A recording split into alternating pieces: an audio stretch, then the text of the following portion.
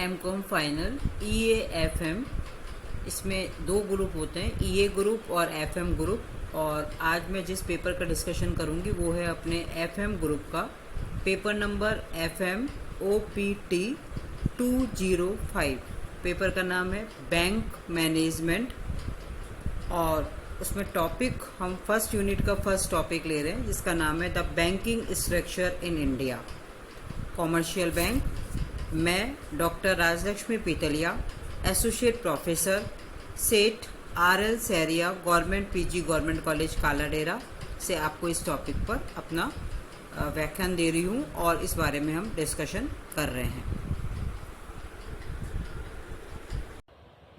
आज मैं आपको वाणिज्य बैंकों के प्रकार के बारे में बताऊंगी। जैसा कि आप लोगों को सबको मालूम ही है कि हम पिछले कुछ दिनों से कॉमर्शियल बैंकों के बारे में पढ़ रहे हैं, तो आज का मेरा टॉपिक है कि वाणिज्य बैंक के टाइप्स कितने हैं। सामान्यतः जो चार्ट आपको दिख रहा है उसमें हम वाणिज्य बैंकों को 4 भागों में डिवाइड करते हैं। फर्स्ट, सार्वजनिक क्षेत्र के बैंक, दूसरा निजी क्षेत्र के बैंक, तीसरा विदेशी बैंक और चौथा क्षेत्रीय ग्रामीण बैंक। सार्वजनिक क्षेत्र के बैंकों को वापस 3 पार्ट में डिवाइड किया जाता है: राष्ट्रीयकृत बैंक, स्टेट बैंक समूह और अन्य सार्वजनिक बैंक। दूसरा है अपना निजी क्षेत्र के बैंक, तीसरा है विदेशी बैंक और विदेशी बैंकों को भी 2 पार्ट्स में डिवाइड किया जाता है: पुराने विदेशी बैंक और नए विदेशी बैंक, और चौथा अपना क्षेत्रीय ग्रामीण बैंक। अब मैं आपको फर्स्ट पॉइंट जो अपना है सार्वजनिक क्षेत्र के बैंक एक्सप्लेन करती हूँ कि ये क्या होते हैं। देखो, सार्वजनिक क्षेत्र के बैंकों का मतलब उन बैंकों से होता है जिनकी आधे से ज़्यादा अंश पूंजी केंद्रीय सरकार या रिजर्व बैंक के पास होती है। इनका स्वामित्व और नियंत्रण केंद्र सरकार के पास होता है और इन बैंकों का प्रबंध भी सरकार के द्वारा ही किया जाता है। यानी सार्वजनिक बैंक कौन से बैंक है? वो बैंक है जिनके आधे से ज़्यादा शेयर कैपिटल केंद्रीय सरकार या रिजर्व बैंक के पास है। इनका स्वामित्व, नियंत्रण और प्रबंध यानी ऑनरशिप, कंट्रोल और मैनेजमेंट सरकार के पास होता है, सरकार के द्वारा ही किया जाता है। भारत में पहले निजी क्षेत्र के बैंक ही कार्यरत थे। धीरे धीरे बैंकिंग और साख व्यवस्था का नियमन और नियंत्रण करने के लिए बैंकों का राष्ट्रीयकरण किया जाने लगा। यानी भारत में पहले सिर्फ प्राइवेट सेक्टर के बैंक कार्य करते थे, लेकिन बैंक के फील्ड में ये महसूस किया जाने लगा कि बैंकिंग और साख व्यवस्था का नियमन और नियंत्रण करने के लिए बैंकों का राष्ट्रीयकरण जरूरी है। इसके लिए 1948 में रिजर्व बैंक ऑफ इंडिया का राष्ट्रीयकरण किया गया। 1955 में इंपीरियल बैंक का राष्ट्रीयकरण करके state bank of all India की स्थापना की गई। 1969 में देश के बड़े 14 वाणिज्य बैंकों का राष्ट्रीयकरण किया गया और 1980 में 6 और वाणिज्य बैंकों का राष्ट्रीयकरण किया गया। यानी 4 हमें मेनली याद रखने हैं। 1948 में रिजर्व बैंक ऑफ इंडिया, 1955 में इंपीरियल बैंक, 1969 में 14 बड़े वाणिज्य बैंक और 1980 में 6 और बड़े वाणिज्य बैंकों का राष्ट्रीयकरण किया गया। राष्ट्रीयकरण की प्रक्रिया के फलस्वरूप देश के कुल बैंकिंग व्यवसाय का अप्रॉक्सीमेटली 93% भाग सार्वजनिक क्षेत्रों के बैंकों के अधीन में आ गया था। लेकिन 1991 में लिबरलाइजेशन या उदारीकरण की प्रक्रिया शुरू होने के बाद सार्वजनिक बैंकों के निजीकरण को बढ़ावा दिया जा रहा है। सार्वजनिक क्षेत्र के बैंकों को राष्ट्रीयकृत बैंक, स्टेट बैंक समूह और अन्य सार्वजनिक बैंकों में बांटा जा सकता है।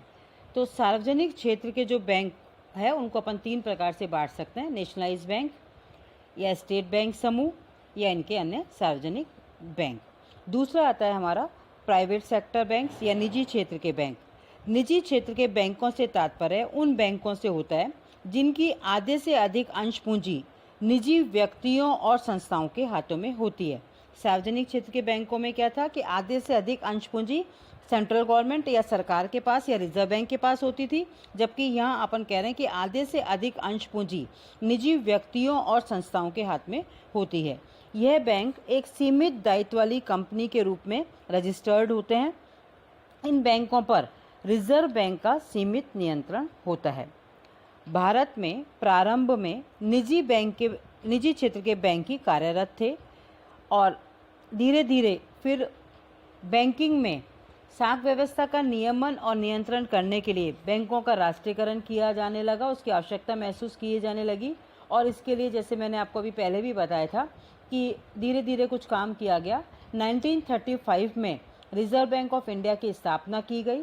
1948 में इसका राष्ट्रीयकरण करके इसको सार्वजनिक क्षेत्र का बैंक बनाया गया।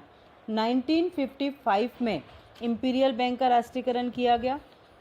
1969 में 14 बड़े बैंकों का राष्ट्रीयकरण किया गया। 1980 में 6 और निजी व्यापारिक बैंकों का राष्ट्रीयकरण कर दिया गया।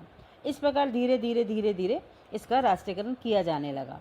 लेकिन 1991 में जैसे ही उदारीकरण की प्रक्रिया शुरू हुई तो सार्वजनिक बैंकों के निजीकरण को बढ़ावा दिया जाने लगा। यानी पहले प्राइवेट सेक्टर के बैंक थे, फिर धीरे धीरे राष्ट्रीयकरण किया गया और 1991 से लिबरलाइजेशन की प्रोसेस के बाद वापस से महसूस किया जाने लगा कि इनको निजी क्षेत्र के बैंकों की स्थापना की जानी चाहिए।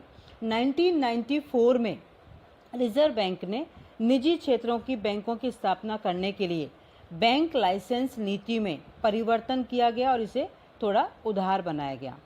सर्वप्रथम एचडीएफसी को रिजर्व बैंक ने निजी क्षेत्र में बैंक एचडीएफसी बैंक खोलने की मंजूरी दी। उसके बाद आईसीआईसीआई बैंक के नेतृत्व में अनेक निजी क्षेत्र के बैंक कार्यरत है और रिजर्व बैंक जल्दी ही कुछ और इंडस्ट्रियल घरानों को निजी क्षेत्र में बैंक खोलने की स्वीकृति देने जा रहा है। निजी क्षेत्र को बैंकों की स्थापना से सार्वजनिक क्षेत्र के बैंकों के लिए प्रतिस्पर्धा बढ़ती है और उनकी कार्यकुशलता में सुधार होने लगा है। तीसरा है हमारा विदेशी बैंक, जिसको हमने 2 पार्ट्स में डिवाइड किया है, पुराने विदेशी बैंक और नए विदेशी बैंक। विदेशी बैंक वे बैंक है जिनका पंजीयन विदेशों में वहाँ के नियमों के अंतर्गत होता है, परंतु उनका मुख्यालय भी विदेशों में ही होता है और ये बैंक अपनी शाखाओं के माध्यम से भारत में कार्य करता है। इन पर भी रिजर्व बैंक का आंशिक नियंत्रण होता है। यानी विदेशी बैंक वो बैंक है जिनका रजिस्टर्ड या जिनका पंजीयन विदेशों में ही वहाँ के नियम के अंतर्गत ही होता है और उनका मेन जो ऑफिस है, मेन जो कार्यालय है वो भी विदेशों में ही होता है और ये बैंक भारत में अपनी शाखाओं के माध्यम से कार्य करते हैं। इन पर भी रिजर्व बैंक का आंशिक नियंत्रण होता है। चौथा है हमारा क्षेत्रीय ग्रामीण बैंक। वाणिज्य बैंकों की ग्रामीण छात्राओं में या ग्रामीण क्षेत्रों में वाणिज्य बैंकों की ग्रामीण क्षेत्रों में साख सुविधाओं की सीमाओं को ध्यान में रखकर भारत सरकार ने श्री एम नरसिम्हा की अध्यक्षता में एक कार्यकारी दल गठित किया, जिसे क्षेत्रीय ग्रामीण बैंकों की कार्य प्रणाली के संबंध में सुझाव देने थे। इन सुझावों को ध्यान में रखकर 26 सितंबर 1975 को देश में क्षेत्रीय ग्रामीण बैंक स्थापित करने का अध्यादेश जारी किया गया और 2 अक्टूबर 1975 से इन बैंकों ने अपना कार्य प्रारंभ कर दिया। इस अध्यादेश को कानूनी स्वरूप प्रदान करने के लिए 1976 में क्षेत्रीय ग्रामीण बैंक अधिनियम पारित किया गया। यानी सबसे पहले जो अध्यादेश जारी हुआ क्षेत्रीय ग्रामीण बैंक के लिए वो हुआ 26 सितंबर 1975 को। 2 अक्टूबर 1975 से इन बैंकों ने अपना कार्य शुरू कर दिया और जो नियम पारित हुआ वो हुआ अपना 1976 में क्षेत्रीय ग्रामीण बैंक अधिनियम। अब ये बैंक इस अधिनियम के अंतर्गत संचालित किए जा रहे हैं और इनकी ब्रांचेस धीरे धीरे बढ़ती जा रही है। पहले कम थी और अब पूरे हम ये कह सकते हैं कि पूरे भारत में ही काफ़ी ग्रामीण क्षेत्रों में हमें बैंकिंग व्यवस्था देखने के लिए मिल चुकी है और सुदृढ़ बैंकों की स्थापना के उद्देश्य से भी बैंकों के विलीनीकरण की प्रक्रिया भी लगभग चल रही है और उसमें काफ़ी कुछ हमको या बैंकों के विकास में काफ़ी हमें योगदान देखने को मिलता है। आगे विकास हो रहा है और ये मैंने सिर्फ आज आपको बताया कि किस प्रकार से हम वाणिज्य बैंकों का टाइप्स में पढ़ते हैं, क्या क्या होती है, किस तरह की बैंक होती है। मेनली जो हमें ध्यान रखनी वो होती है कि 4 तरह की बैंक है। सार्वजनिक बैंक जिनकी शेयर कैपिटल 50% से ज़्यादा केंद्रीय सरकार या रिजर्व बैंक के पास होती है। निजी क्षेत्र जिनकी 50% से ज़्यादा कैपिटल निजी व्यक्तियों या संस्थाओं के हाथों में होती है। विदेशी बैंक जो कि विदेश में ही होते हैं, विदेशी नियम के अकॉर्डिंग ही रजिस्टर्ड होते हैं, उनका कार्यालय भी विदेश में होता है, लेकिन वो भारत में अपनी ब्रांचेस के माध्यम से कार्य करते हैं। और क्षेत्रीय ग्रामीण बैंक जो ग्रामीण एरिया में बैंक खोले जाते हैं उनको हम क्षेत्रीय ग्रामीण बैंक कहते हैं।